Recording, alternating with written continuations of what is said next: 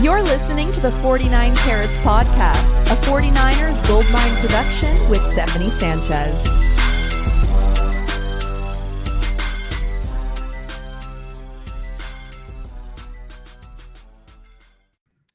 What's going on, everyone? Welcome to another edition of the 49 Carats Podcast. I'm your host, Steph. It is Monday, May 27th.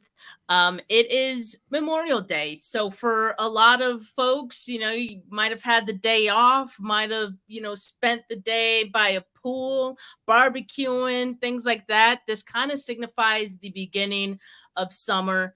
But I would be remiss if I didn't mention that it is also an important day to honor any veterans that have lost their lives in the heat of battle.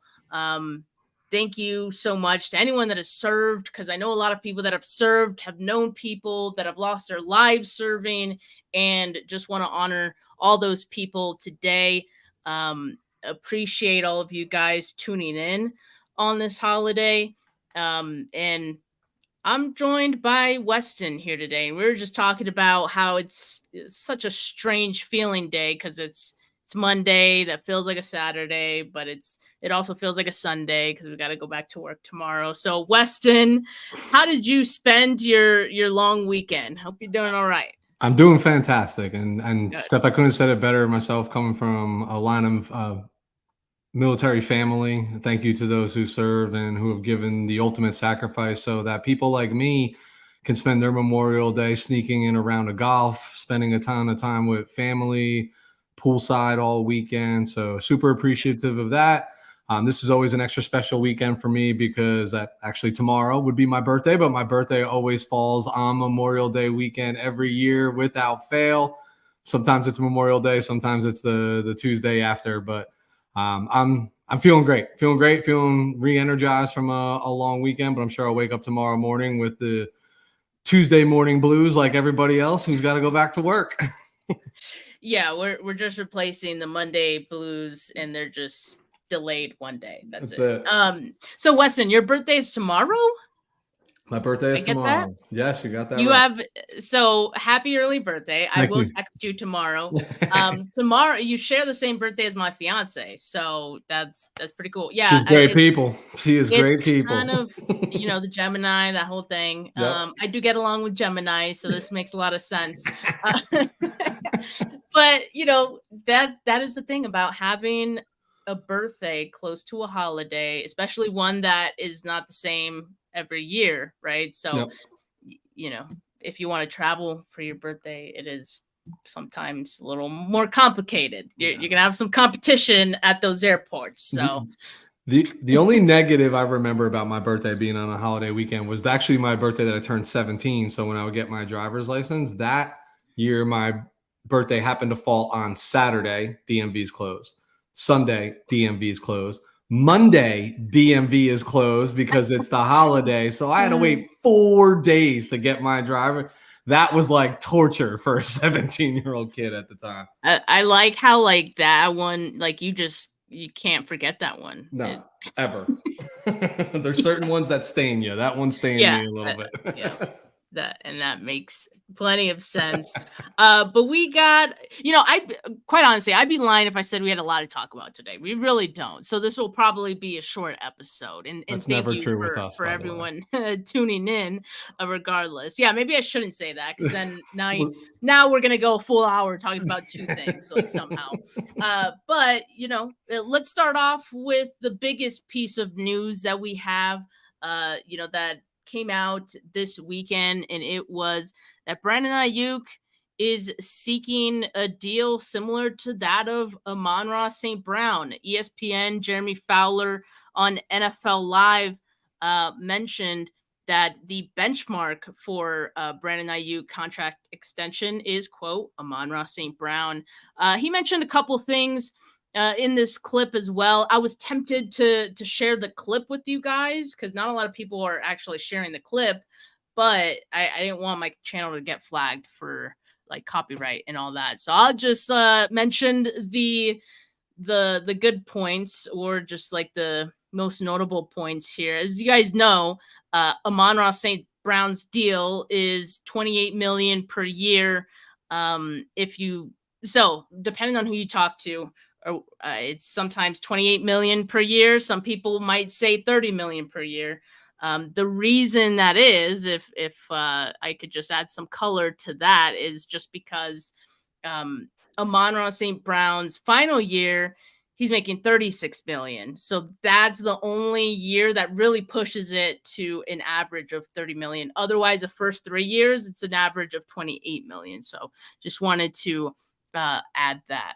And yeah, it seems like, 49ers, Brandon Aiyuk still, dealing through all this. Brandon Aiyuk is currently set to earn 124 million in 2024. He's on his 5th-year option, of course, but hopefully the 49ers can get a deal done with him before he has to play on his 5th-year option. But, Weston, does this alarm you at all? Or when you think about this number that Amon-Ra St. Brown had, does it make you kind of wince a little bit thinking about paying Brandon Aiyuk something similar?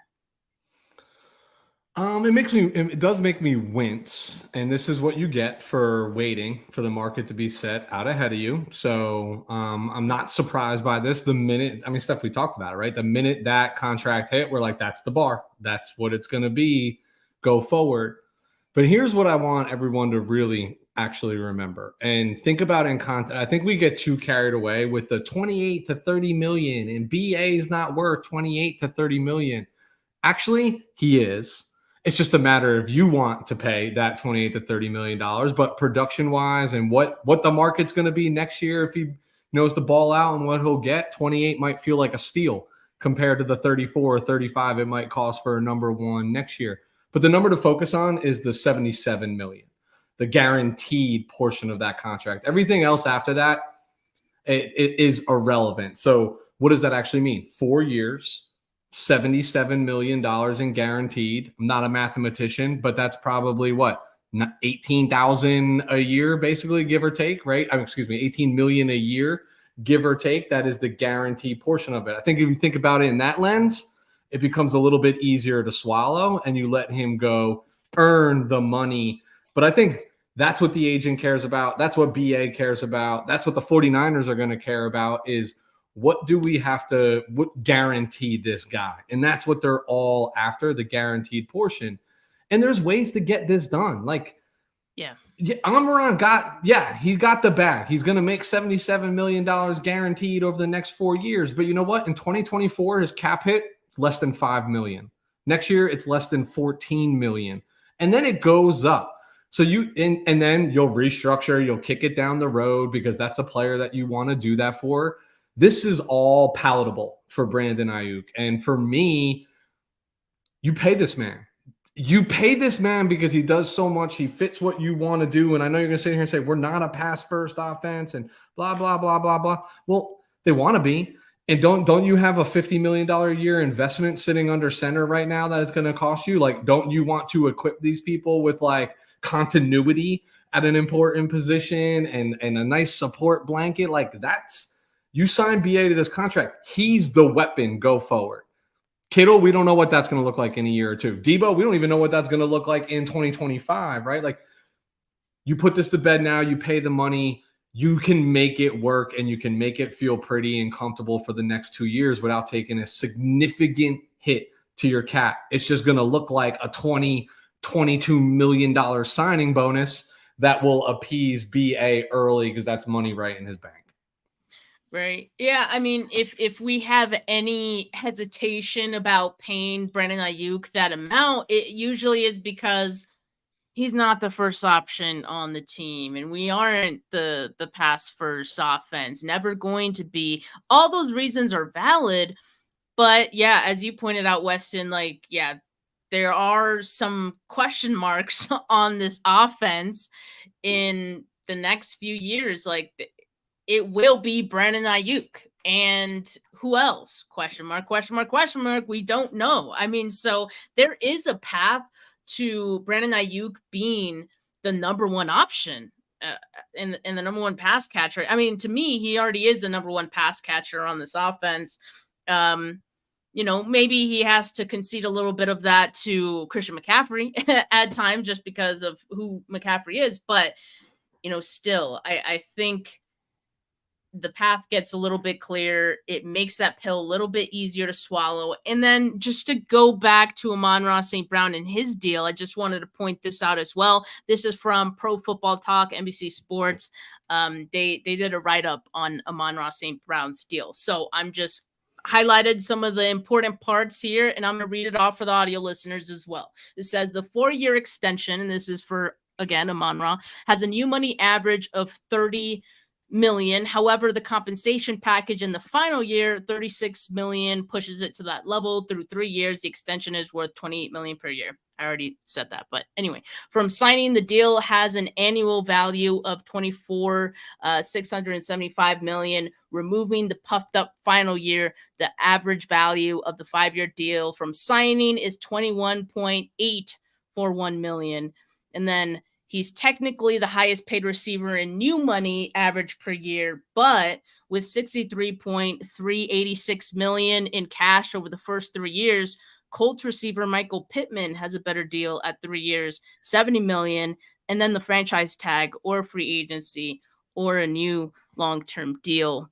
So again, it's almost like when you add a little more context to all of it, and sorry, this was so tiny. Maybe I should have zoomed in, but when you add a little more context to all of this, it does soften the blow a little bit. So I think, yeah, I'm okay. This is the market, right? And kind of what you said at the beginning, Weston, this is what he's worth. So I think we 49ers are kind of on the hook for paying this amount. Why? Because they waited until the market was set to this amount. If they really and they knew this, they knew that there would be a lot of receivers getting some deals in this offseason. The same thing happened with Deebo Samuel. They knew that there were going to be other receivers and maybe better receivers in that offseason that were going to be getting other deals.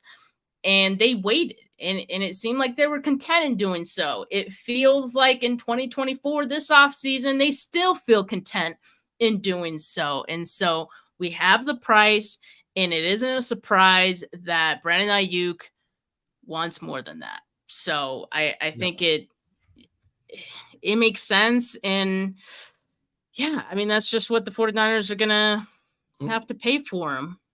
I think they do. We know they do this intentionally, but I also think they are very careful about not overpaying. They don't want to be the ones to set the market and have it be low underneath them. I think for the guys that they value, they're willing to pay, even if it's a extra dollar here or there to retain them because the market's been set. They're willing to pay it. And, Steph, you brought up that article. If we sat here and we're saying, guys, BA is just asking for $21 million, every single one of you would be like, yep, all day long. Right. And that's what it really is when it boils down to. Don't let this is not the MLB. This is not the NBA where they get paid every single dollar that's in that contract. And when Amaran's contract balloons, he's never going to see that money. It's going to be renegotiated or restructured. Exactly. He's never going to see the $36 million in cash in the singular season, from just playing. And there's so many ways to get creative and cute. It's just a matter of do you want the man? And I believe in my heart that the 49ers want BA, because the reality is we talk about run first. Yeah. But that's had the 49ers a day late and dollar short for the last 4 years, right? There's got to be some evolution. There's got to be, hey, we can take the top off. We can stretch the field. We can do those sort of things. And oh, by the way, we also have Christian McCaffrey, et cetera. And BA is a tremendous part of this strategy go forward. Don't invest in the quarterback if you're not. We've seen this story has been written a million times around the NFL. A bunch of quarterbacks that are making a shit ton of money that have zero talent around them, and where are they going? Right? Same song and dance year over year. I have Justin Herbert. I think he's got all the talent in the world. I think he could be the best quarterback in the entire NFL. They just can't figure it out around him. Right? You have the pieces in house already. You got to make it work. Simple. Now, what I find so interesting, and maybe I shouldn't find this interesting because this is just the epitome, of course, is that like the fan base seems to be very much split on whether Brandon Aiyuk is worth this much, whether he's worth this contract that he is going to be getting. I mean, we even see people in the comments here, and shout out the live chat, you know, on two sides of the coin on this, and people saying like, well, he's not worth it. He's a flash in the pan. And like, I mean, what is your thought on that, and why people are so on different sides of the spectrum when it comes to Brandon Aiyuk and whether or not he's worth it? I think they're just caught up in the semantics of this time of year and contract negotiations. We all want our players to take the home team discounts and remain here, but like, this is a business at the end of the day. None of you would do that in your professional career. You know, why should he do that? I do not believe Brandon Aiyuk to be a flash in the pan, and my eyes are not lying to me when I have seen him literally progress and get better every single year in the league. Like, the proof is there. It's in the tape. And the man does everything. You know, you can sit here and say, he's a diva, he wants his money, but does he really play diva ball? Do divas run 70 yards downfield and continue to block for their running back, making sure that they get that touchdown and get that long thing, that just have this swag of like I don't even, swag's not even the word, just like this. He just has this silent confidence to me, right? Like, I just see it all in the face. Like, he's worth the money. Like, he's a tremendous football player, and he's a tremendous talent. And he is not a one-hit wonder. Is it hard for him to go ahead and duplicate maybe in 24 what he did in 23? Yeah, 24 was second team all-pro performance, right? Like, I mean, it was a heck of a year that Brandon Aiyuk had. And let's rattle off Justin Jefferson. I didn't see him duplicate his previous year, right? We haven't seen Debo duplicate 2021. We certainly didn't see Cooper Kupp duplicate his year before. You know what I mean? Like, it's hard to do those things, but the evidence is there. The tape is there that, barring injury, anything along those lines, like, Brandon Aiyuk's going to give you 70 to 80 catches a year and 1,100 to 1,300 yards a year. Like, as long as the offense is drawn up that way and he's a focal point, like, you can take that check to the bank and it's going to clear all day long. Yeah. I agree. Like, I have no problem paying him the contract. I mean, and this is an interesting argument too from Kenny, who's in the live chat. He's probably worth 30 to the Steelers, but not to the Niners. I mean, again, if we're just going back to the argument of the 49ers or Brandon Aiyuk not being the number one option on the 49ers, it's like, fine. In 2023, he wasn't. He still put up some really good stats, even despite not being the number one option. That is pretty impressive. And in 2024, you know, again, it's probably going to be something similar, although we think Kyle Shanahan will loosen up the purse strings on the playbook and allow for more passing. But, you know, even still, probably not expecting Brandon Aiyuk to be the number one guy. Then we get to a couple years from now, and like I said, there is a path for Brandon Aiyuk to be the number one guy. And if they're paying him as such, then I think the 49ers would be more inclined to make him that number one guy. So, and we already know the chemistry that he has with Brock Purdy. So I think it makes sense. And just because I was curious, right? Like, I wanted to see, like, what's the consensus of where Brandon Aiyuk falls in, like, within the top 10 receivers, right? I think Brandon Aiyuk is a top 10 receiver in the league.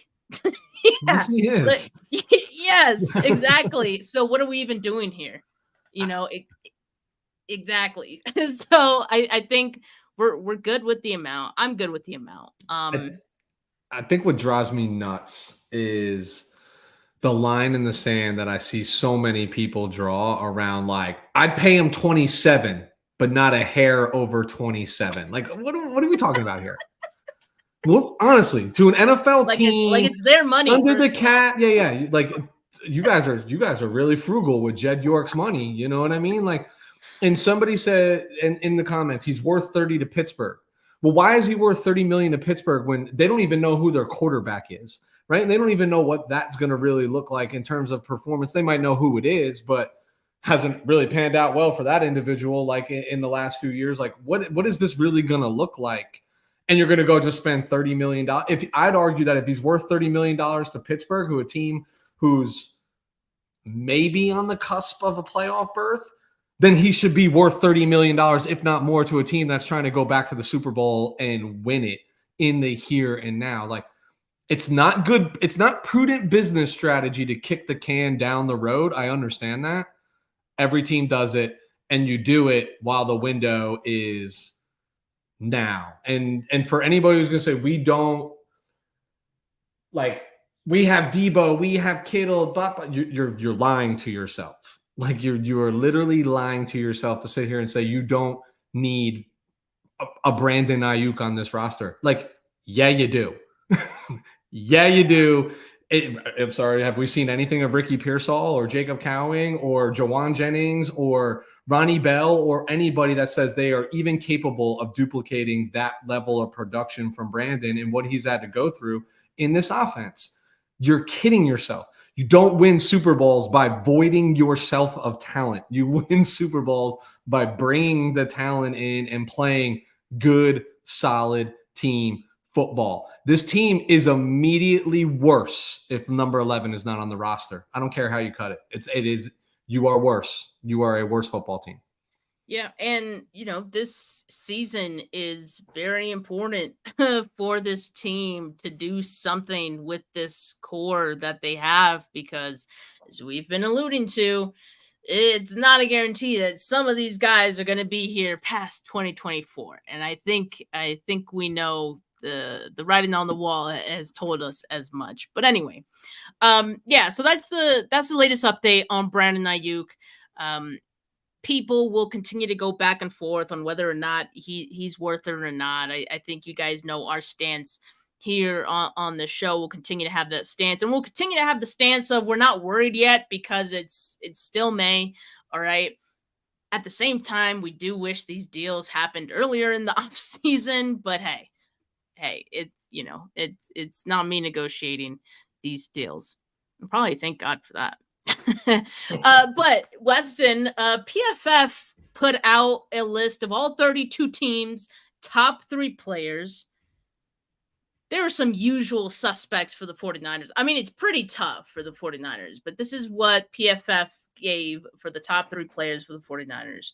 Trent Williams, Fred Warner, Nick Bosa. And they actually mentioned in their piece that they also considered Christian McCaffrey, Deebo Samuel, Brock Purdy, and George Kittle. So I thought it was interesting that McCaffrey was not a top 3 player. I feel like PFF played it safe, and what they did is they had the exact same 3 players as they did last year, and they mentioned consistency of these guys. Trent Williams, absolutely every time, and I love that Trent Williams gets these types of recognitions, because it's not often that offensive lineman, and especially one of his caliber, who he deserves so many flowers, but it's like, what flowers do we have to give him? Because there aren't exactly like awards for like offensive linemen hanging out there, but Trent Williams deserves them all, even so. So I like having Trent on this list. Now, I think I'd squeeze Christian McCaffrey on this list just because of how he transformed this team. I guess my thing is, who would I scoot for Christian McCaffrey to be on this list? Between You're not allowed to say it. You're not allowed to say it. I'm not allowed to say it. I would say it is tough. I'd say Nick Bosa. I'd say Nick Bosa. I'd have Christian McCaffrey over Nick Bosa. As I would have this list, it would say Trent Williams, Christian McCaffrey, Fred Warner, Nick Bosa, and oh, you're going top 5. No, I no. So if we're staying at 3, it's I think Trent Williams is a top 3 player in the entire NFL. Like, forget just on the 49ers. A no glory position. Christian McCaffrey, I could argue he could be the best player in the NFL for what he does. He could be a top 5 wide receiver, a top 5 running back. Man does not come off the field unless he asks for a breather. He's an absolute freaking stud. And it's been a pleasure to watch him play for the last year and a half, as close as we've been able to watch him play.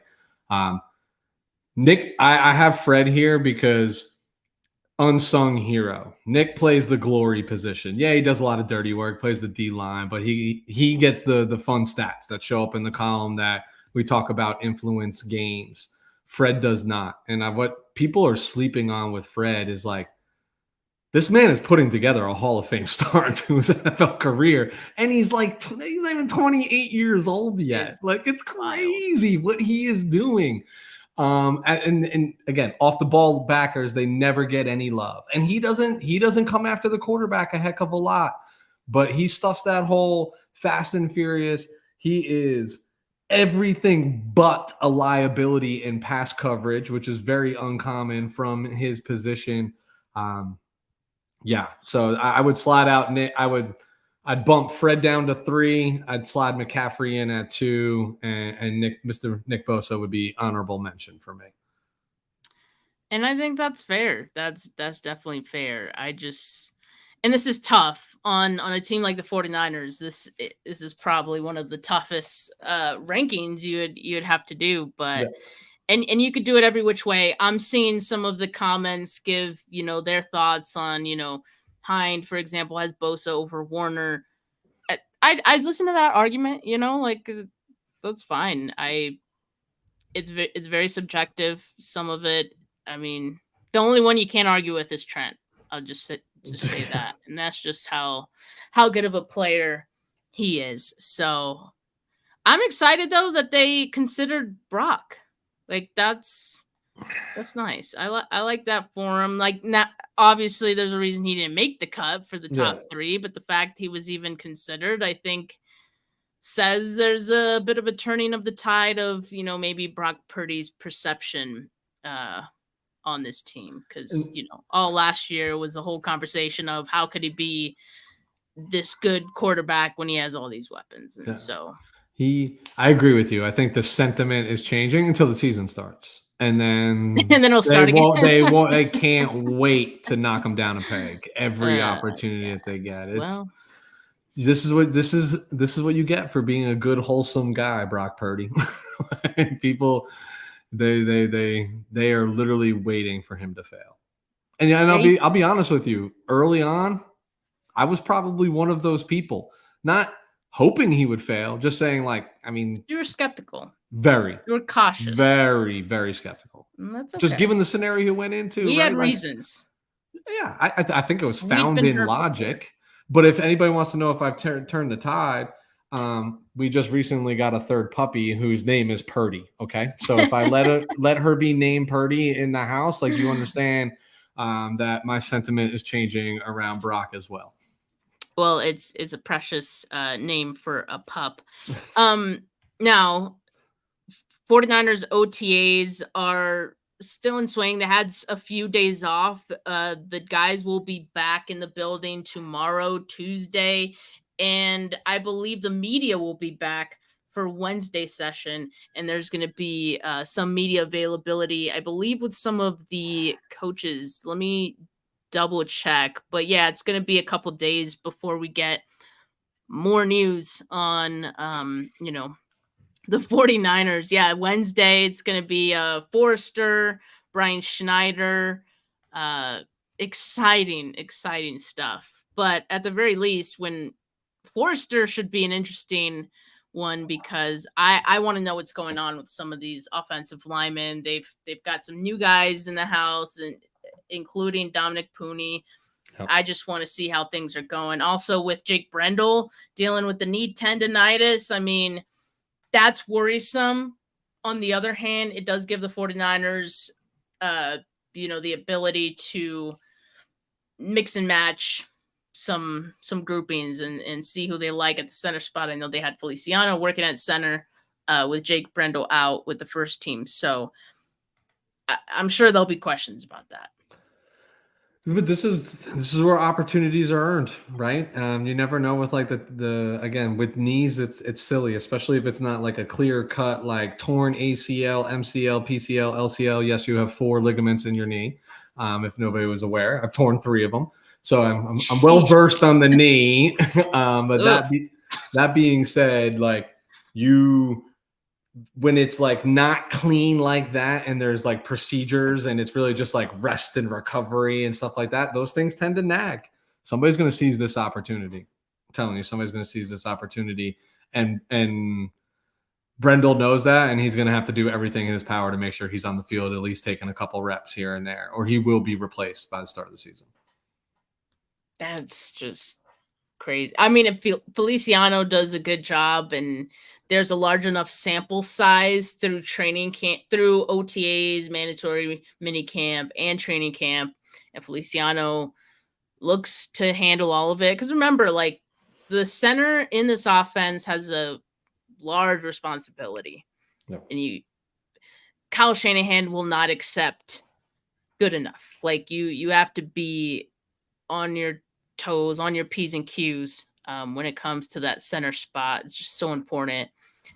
And so if Feliciano can show that he's on his P's and Q's, I mean, I think, that'll be very interesting. And that, as Kenny 49ers here in the comments says, could open things up for right guard, because if Feliciano's not going to be the starter at right guard, maybe a certain rookie Dominic Pooney could slide in over Spencer Burford. That's definitely not out of the realm of possibility. No. Definitely not. So, yeah. We'll see what happens there. Keep tabs on it. This is why it's exciting this time of year, right? Because you go through all the scenarios in your head and all the possibilities. And the truth is, we get to camp, and sometimes like reality is a huge slap in the face where you're like, I wanted this guy at right guard like 2 months ago. What happened? So, but right now we're all excited. We're all giddy about like what's to come, but that's the beauty of rooting for this 49er team right now is there's depth, there's possibilities. One guy goes down, it's not the end of the world, right? Like they have enough around to just keep forging forward and be in contention for the foreseeable future. So that's exciting in itself, Yeah, I agree. I do love positional battles. Like, I think because for so long, and we're blessed, right? We're very lucky to finally have a team that's so freaking deep and so good that we don't have questions about the starters, really. Like, barely any, if any. And now, like, we just get really excited about, the backups and things like that, because, like, it's just something new. It's something new to get excited about. So, yeah, that's where we're at with it right now. And I think it just speaks to how good the team is and how fortunate we are. It seems silly, but yeah. It's true, though.